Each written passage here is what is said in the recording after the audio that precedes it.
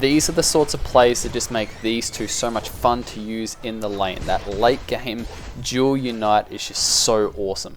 So let's look at these builds. Cramorant, pretty offensive with that escape because he's got the mobility. Espeon is purely focused on the ult. Okay, both of these Pokemon in their laning phase are really, really strong, and once you've got Espeon online, you've got massive burst damage.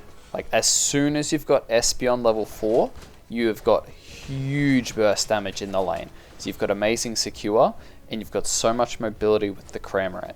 So really your early goal is the Cramorant's looking to steal their farm, and the Eevee's looking to get the farm for free. You can see the Eevee's at the back, I'm trying to give vision and just give as much free farm as I possibly can, because I've got that focus band and I've got eject mobility at least early. I've got that whirlpool, which is that ranged attack, so I can at least try and take a little bit of their farm. Okay, I do a terrible job. I do an absolutely terrible job, but I'm trying to give everything, because as soon as you've got that Espeon online, you've got so much burst damage. Okay, now when you're approaching this mark, you should always be looking at that mini-map to see where is their jungler. We haven't seen them in the top lane yet, so we can't overcommit. Okay, we can see our jungler's looking to do a little bit of a sneaky pincer attack from behind, so we have to support that. We have to play it safe. He's looking for vision, so we've been able to give that vision. We've got the mobility, we've been able to get out, do damage, and then our jungler comes down and cleans up really, really nicely. So we were looking to push, and I'm glad, we use that gather there function, and the Skyther has come and pushed with us. He's hopefully trying to score here. No, he dies, but it's okay because we end up getting the buffs back, so we're able to get a good bit of experience, and we're keeping the buffs on our team in that lane, which is perfectly fine. But we were able to win that encounter at the Bees because of our positioning. We were playing it smart. We were scouting for where that jungle was. And now at this point, we are super comfortable. Okay, that Zera comes back down to try and get a bit of farm, but the burst damage is just huge. Okay, that Psyshock and Air Slash just absolutely destroys them.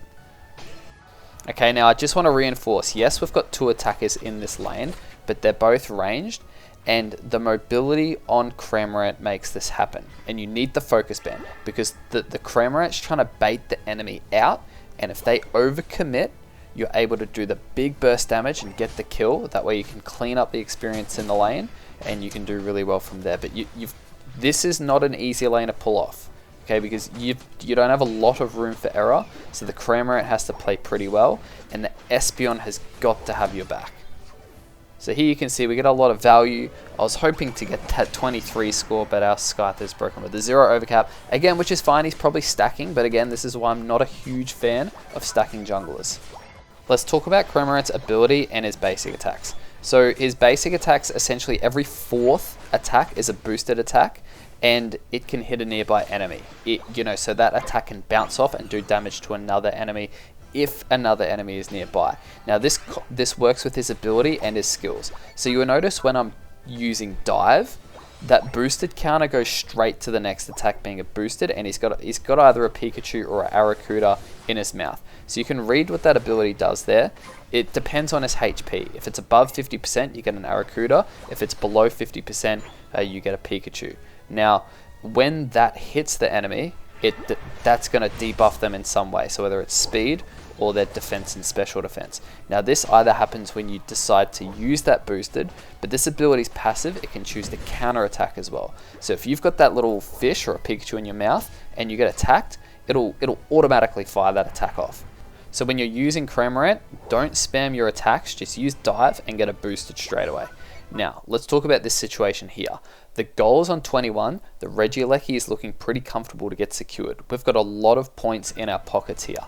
I'm looking to just put pressure because I know if that Regieleki walks in, it's going to be left on 1 and we can get a good overcap. So all I'm trying to do is push the enemy out. But now the Duraludon's walked in and scored 11, we need to break this goal, otherwise the Regieleki gives us no value whatsoever. So I decide to fire my Unite move off there. Now you might think, well, you were on like 0 HP. I knew I had that focus band coming in and I had the support from my team. So I was pretty comfortable there. Now I've got a little bit of lifesteal on my air slash there, and we're going to get big value here because we've just picked up a lot of KOs and their team's forced to scramble and my team's got full health and we're running through with Unite moves. So we got a lot of value out of that. So again, that was pretty high risk play from me. I probably should have been there to try and secure the objective a little easier.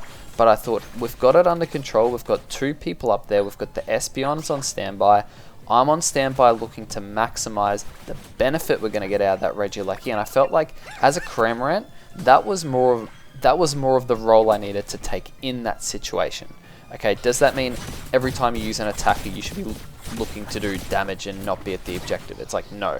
The objective was fairly under control and I trusted my team, so I was looking at maximizing the benefit out of that Regieleki. Now this is the power of these two. Here you can see we're both like almost dead. The espeon ult traps them and the cramorant ult just does that massive burst damage. Now that's really, really cool. They're the only 2 Pokemon in the entire game who can pull that off.